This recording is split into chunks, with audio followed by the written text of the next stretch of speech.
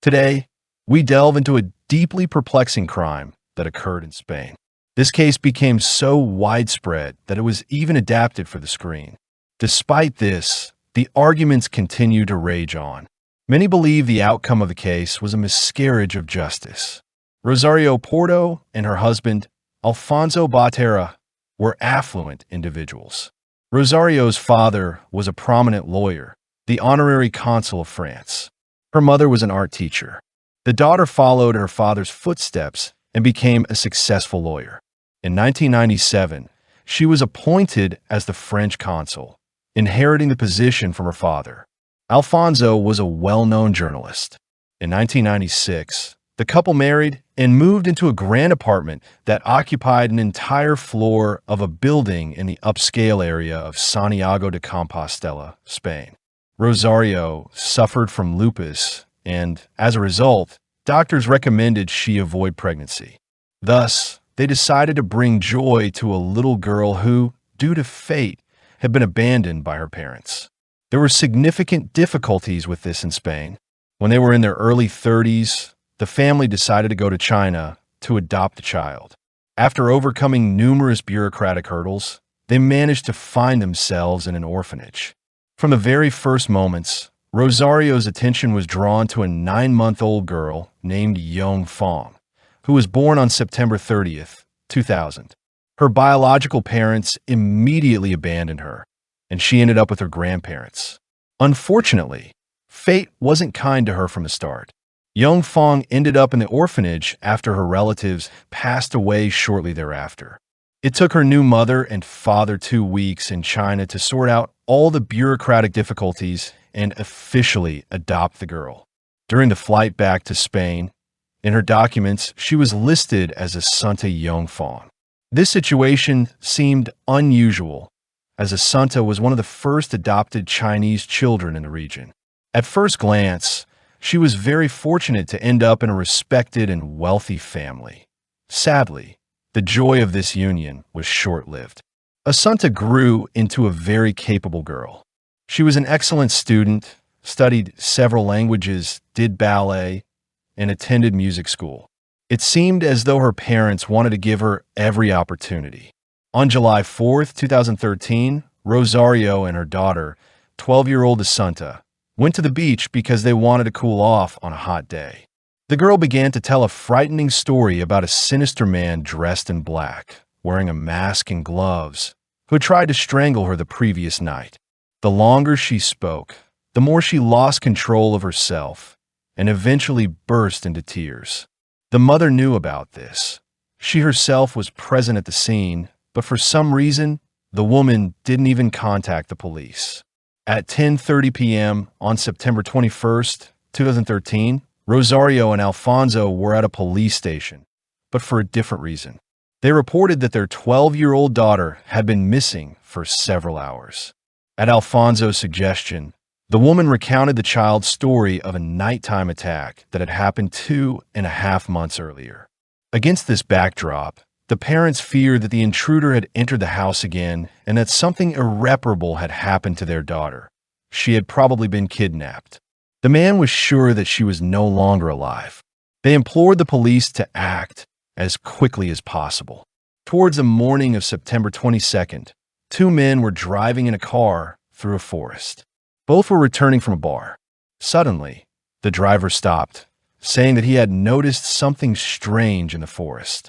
He didn't understand what was happening, so he turned the car's headlights towards the forest and told his friend that he felt like someone was following them. But he wasn't scared, possibly because he'd had a few drinks. So, he got out of the car and took a few steps towards the forest and found himself among the trees. In the light of the car's headlights, the driver saw something on the ground that looked like a doll, but when he got closer, he realized it was a girl. The child was tied up, her clothes were pulled up, torn, and covered in dirt. The man touched her pulse. The girl was dead. The alarmed young men contacted the police. Asunta was identified. She had died just a week before her 13th birthday. The police inspected the area, and near the body, they managed to find the deceased teenager's mobile phone, on which there were rather strange photos. There were several pictures of her tightly swaddled like a baby, lying with her eyes wide open. Some forensic scientists believed that her pupils were dilated, which indicated the use of illicit substances or medications. An even more disturbing photograph depicted the schoolgirl in rather revealing clothing, with bright makeup and fishnet stockings. She was in an explicit pose on a sofa. Her eyes were also wide open, and her pupils were dilated. It seemed like she was not in her right mind. The pictures appeared online, went viral, and caused a wave of outrage in society about such treatment of the girl. According to her parents, the last day of her life was ordinary and unremarkable. However, Asunta suddenly disappeared and was found dead a few hours after her parents had reported her missing to the police. On that fateful day, the girl had visited her father, after which she ran back under the pretext that she didn't want to miss The Simpsons.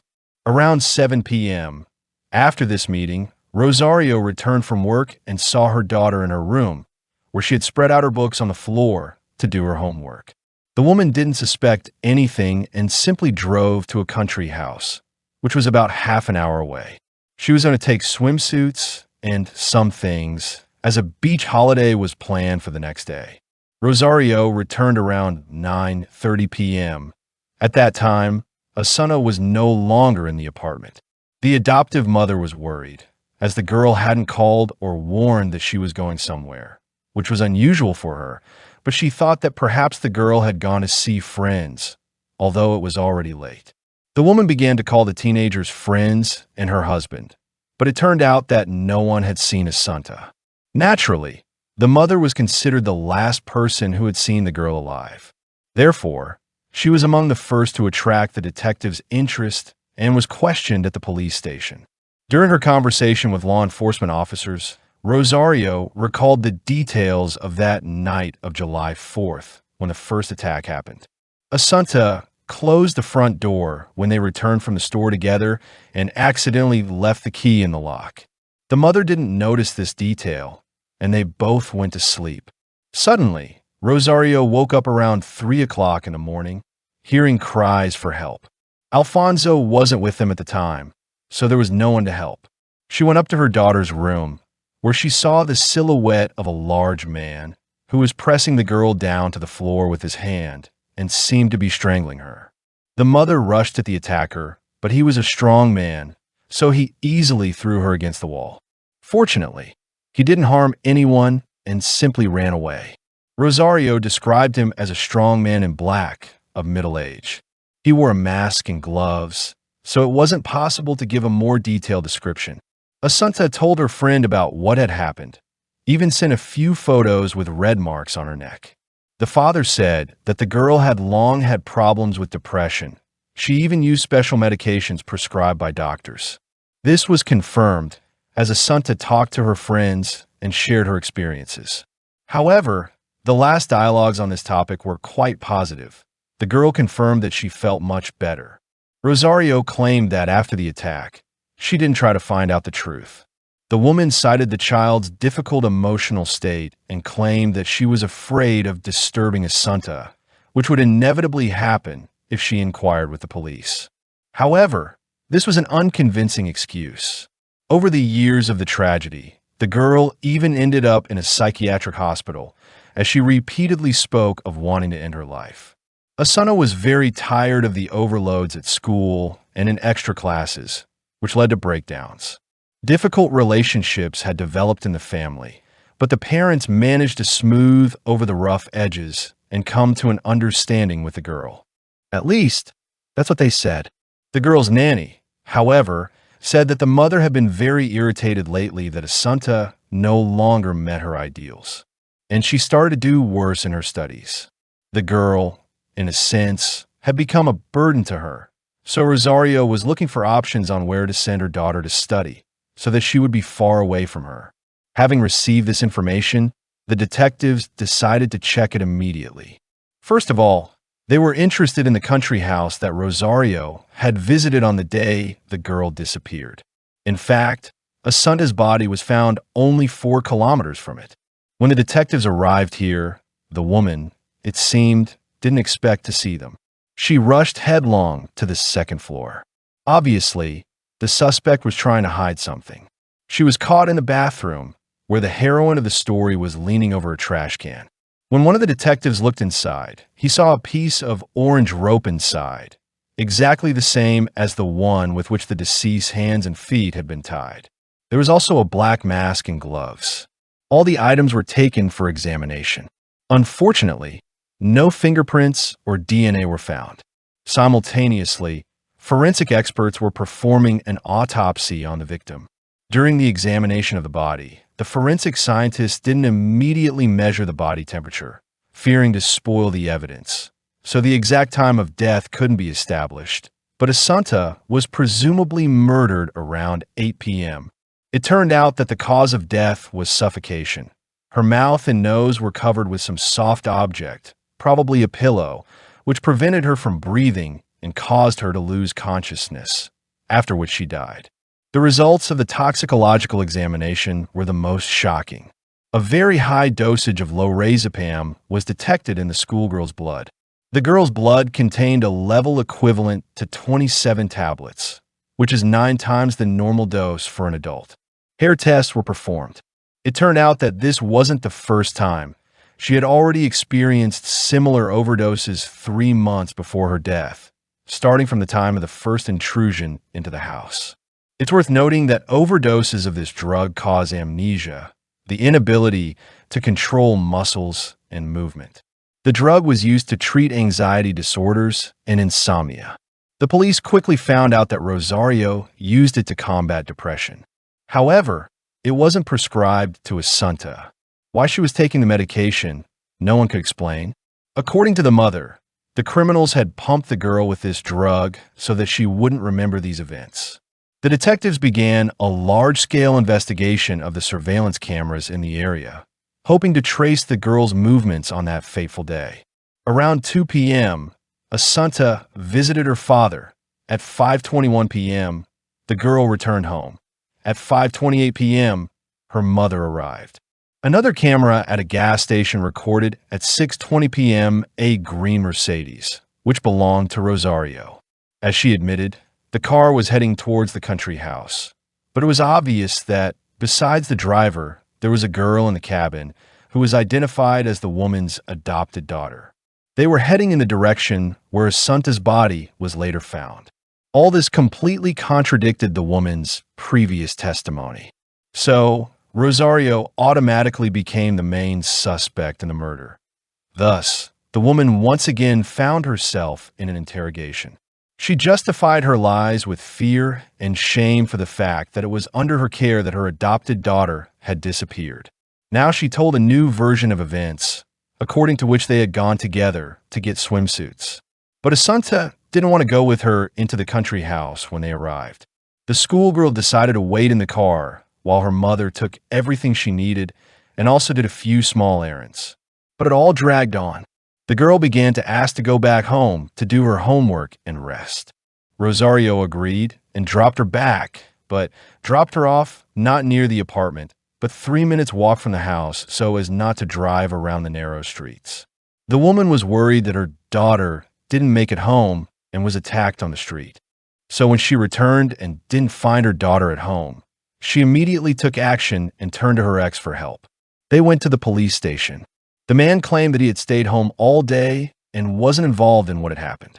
The police carefully studied the recordings from 33 surveillance cameras in the Santiago area and didn't find when Rosario had taken her daughter back. They only found footage of Rosario leaving the country house alone around 9 p.m. In this story, there were many controversial and contradictory moments. Rosario herself looked even somewhat arrogant when answering the detective's questions. She was cold, seemingly not feeling the slightest regret about the loss of her child. She continued to insist that the large man in black must have been involved. When the police spoke with the family's neighbors, one of them said that he had heard screams at night in July when Asunta was first attacked. He said he noticed one strange detail. Considering that the intruder had entered the apartment, the dogs living nearby should have barked. However, the animals were silent, and this led to the idea that the villain was known to the family or often visited, so he was known to the animals. Overall, everything looked doubtful and caused more and more suspicion toward Asunta's parents. The police considered two versions of the first intrusion into the house. Some believed that it was the mother's invention, others that it was the first attempt at murder carried out by the parents. Almost no one believed that an outsider was really involved in this case, as no traces of a break-in or the intrusion of other people could be found. On September 24th, the parents arranged a funeral.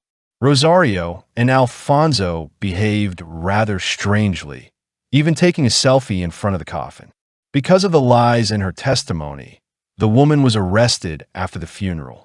By this time, the detectives had found out what the motive for the murder could have been. They found witnesses who reported events that had begun 9 months before the tragedy and could have led to the bloody conclusion.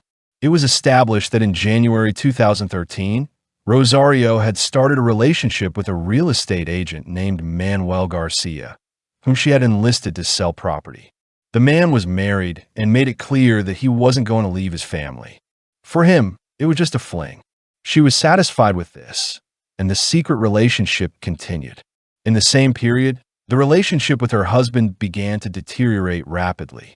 She called Alfonso boring, considered him a failure, who, at the same time, remained too high an opinion of himself. The woman called him insensitive and predictable. At the same time, the lover was the absolute opposite. She was sure that in the event of a divorce, her husband was guaranteed to face financial ruin. The husband saw a message from the lover on Rosario's phone, so they divorced in February 2013. Rosario and the girl remained living in the apartment. She continued to run her business and visit the country house. The mother received custody of the girl, according to Asunta's wishes. The father had the right to see his daughter. Asunta lived between the houses of her father and mother. Many noted that the girl always remained close to her mother. The relationship with her father wasn't so warm. Nevertheless, there was evidence that the man was trying to improve his relationship with the girl. He repeatedly stated to his ex-wife that they would be forever connected by their adopted daughter. Could the desire to completely free himself from his ex-husband condemn an innocent child? It became known that at the beginning of the summer, Rosario was forced to break up with her lover Manuel Garcia. At that moment, the woman's condition deteriorated due to lupus. Alfonso took the opportunity and took his wife's word to break up with her lover in exchange for taking care of their daughter while she was in the hospital. But it became known that on September 21st, Rosario broke her promise, spent most of the day with her lover, and only in the evening ended up at home, where she met Asunta. This is a very interesting fact, considering that the girl was killed shortly after. Manuel Garcia insisted that he wasn't going to leave his family for his mistress. But at the same time, the man was sensitive and kind, so the police began to consider the version that Rosario could have tried to manipulate the man with the girl's death. She realized that such a loss could evoke pity on his part and would allow her to bind Manuel to her. This assumption became one of dozens that were voiced during the investigation. By this time, the suspect was already communicating with her lawyer. The defender insisted on one important argument, which refuted the investigation's versions. Male fluid was found on the deceased's clothes, so a man was clearly involved in this case. Either it was an accomplice or Rosario was telling the truth. It wasn't excluded that the mother was really not involved in the massacre, but this version was considered unlikely.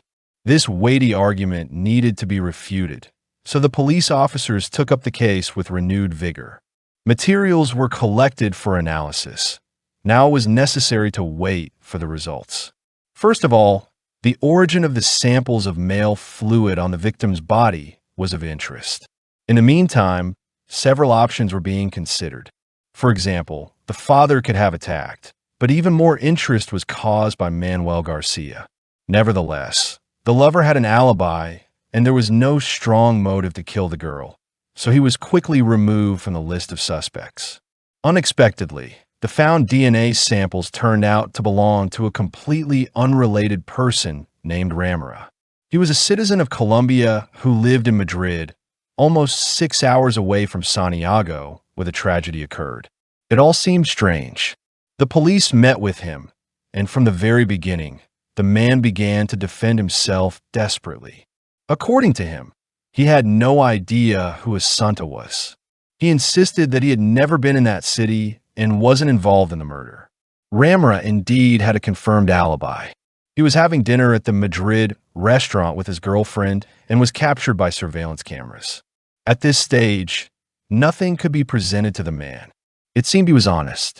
Even if one were to assume that he had indeed gone to another city to commit a crime, this wouldn't explain why, for 3 months before the incident, the girl had been taking prescription drugs that weren't prescribed to her. During further examinations, it was determined that only part of the detected DNA traces belonged to Ramira. Laboratory staff suggested that the data matched his DNA because the samples were of poor quality or the staff didn't observe complete sterility when working with the instruments, and they were spoiled. Perhaps the DNA materials could have been deliberately planted by someone to confuse the investigation. At this stage, there were far more questions than answers. The detectives allowed for the most improbable assumptions. This was also facilitated by the parents' behavior. It seemed that they didn't care at all what had happened to the girl. Technically, the last person who saw the child alive was her mother. All the threads led to her, but the detectives doubted that she could have carried out all this alone. The woman was quite fragile and didn't seem strong, so the investigators doubted that she could physically handle Asunta's body. With the help of cell towers, the police tried to determine where the girl's parents were at the time of the massacre. It turned out that on that fateful day, both of their mobile phones were turned off. This fact also puzzled the police and seemed doubtful. The girl's parents explained this by a simple coincidence. Apparently, both of their phones had run out of battery at the same time, but, as they claimed, there was no malice in this. As for the medications, Rosario claimed that she had used the prescription that the doctor had prescribed her due to panic attacks, but when the document expired, she continued to purchase the medications illegally. This was facilitated by the lenient legislation regarding such drugs. The local pharmacist was a friend of the story's heroine, which allowed her to obtain the tablets without any problems.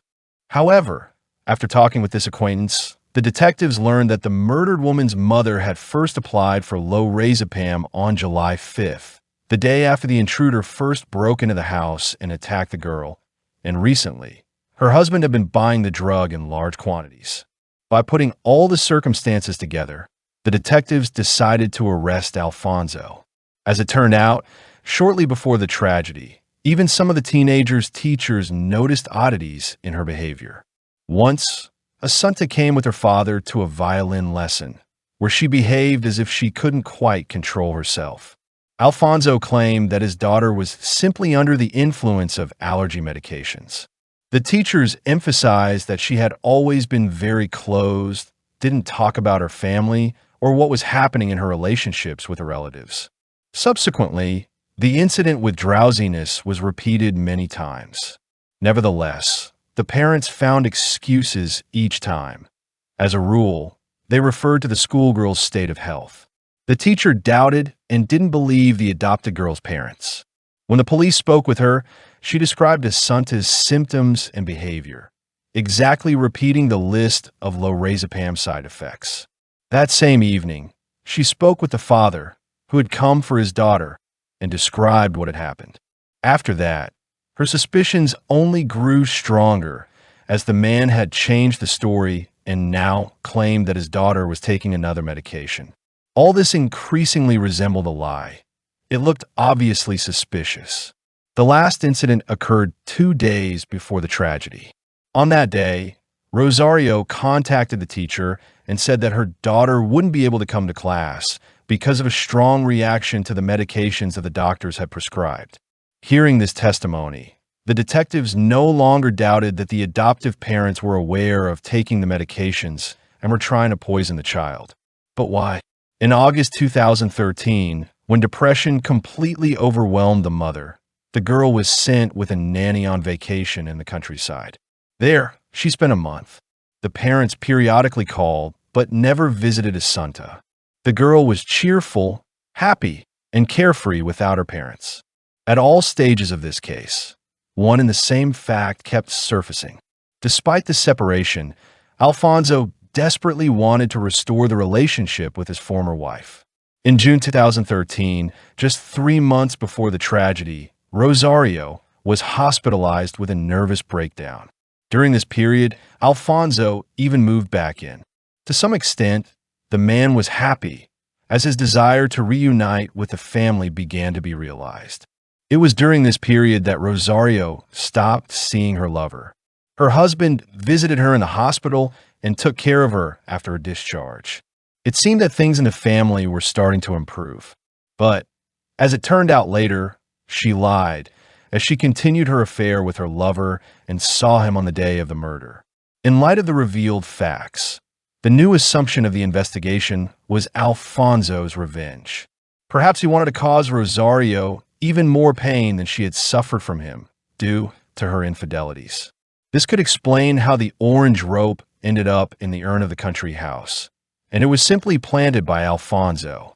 But why did she know about these objects, and why was she so alarmed when the police came to her and immediately ran to that very trash can? She was probably in the know and was an accomplice. The fact that the ex-husband turned out to be a rather vindictive person was obvious. He even tried to call Manuel Garcia's wife and tell her about his extramarital affair. The police identified one important pattern. When a man was in the house with his ex-wife and daughter, Asunta was always intoxicated with some kind of medication. But Alfonso refused to comment on this. He claimed that he was innocent. After Rosario's arrest, she behaved unstably, then went into hysterics, then into depression. While Alfonso was quiet and calm, he constantly tried to calm her and kept repeating that they just had to love each other and support each other and that it would all be over soon. Despite all his convincing speeches, the police officers noticed how cold the man was. After some time, it was possible to find the media carriers that Alfonso had used. As it turned out, the hard drive on his laptop had been completely replaced. Experts managed to calculate that more than 500,000 photos and video recordings had passed through it. It was probably compromising information since it was removed, but it wasn't possible to restore it without the media. Nevertheless, the police managed to find out that Alfonso had an unhealthy interest in Asian girls. On his social media page, there was evidence of dozens of acquaintances and correspondence with Asian girls. According to most investigators who saw the account photos, these girls were minors. In addition, the man often visited adult sites, and he was interested only in Asian girls with the most childlike appearance. Later, a woman who was the owner of an escort agency turned to the police station. According to her admission, Alfonso regularly visited establishments, always ordered only Asians, and demanded that they dress like schoolgirls. Even the wife knew about this weakness. The photos of the murdered girl in revealing outfits, which were left on the girl's mobile phone, looked even more compromising against this backdrop. The court decided to prohibit the use of recordings of the dialogues of Rosario and Alfonso during their time in custody, although they discussed interesting topics there, for example, whether all the evidence had been gotten rid of. Nevertheless, the prosecutor drew attention to how cruelly this quiet and calm man treated his ex-wife. The prosecution was sure that the criminals were covering for each other. In fact, both were involved in the death of the child. Perhaps, after the couple broke up, both were burdened by their adopted daughter, which could have become the motive for the crime. Their behavior and the testimony of witnesses spoke of this in many ways. The defendants themselves didn't cooperate with the investigation, refused to communicate without lawyers. Later, on the advice of their defenders, they stopped giving any comments on the tragedy at all. All this time, the media simply didn't stop showing it. Journalists wanted sensations because we were talking about rich people involved in something so dirty that the food for rumors seemed endless. The viral photos, which were discussed on the internet everywhere, including internationally, played a big role in all this. Judicial psychiatrists played an important role in the investigation.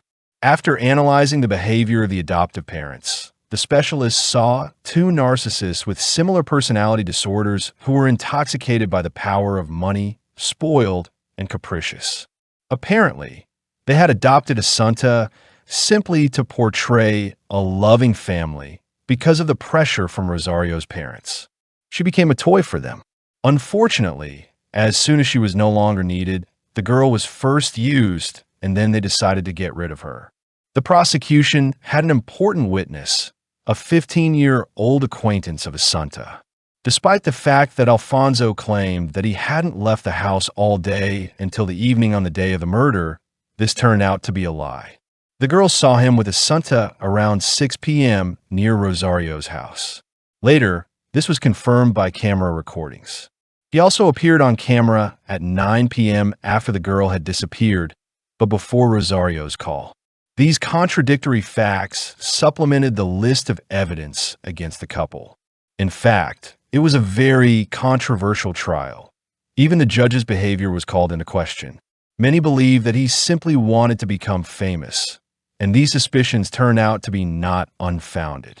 Sometime after the end of the trial, he wrote a book about Asunta, although in fact, it was just an attempt to get a portion of fame. The defendants also had supporters. Relatives and neighbors had watched for years how the adoptive parents tried to create the best conditions for the child. They had money, ambition, and difficult characters, but those close saw how they did everything for Asunta. Many still believe that despite all the oddities in their behavior, the outcome of this trial was a miscarriage of justice. In particular, this opinion is widespread among those who care outside of Spain. The defendants themselves refused to admit their guilt in court. Alfonso behaved calmly and reasonably, while Rosario constantly cried and broke down in hysterics, got confused in her testimony, justifying her behavior by the action of the medications. Rosario's cousin testified at the trial and told interesting facts.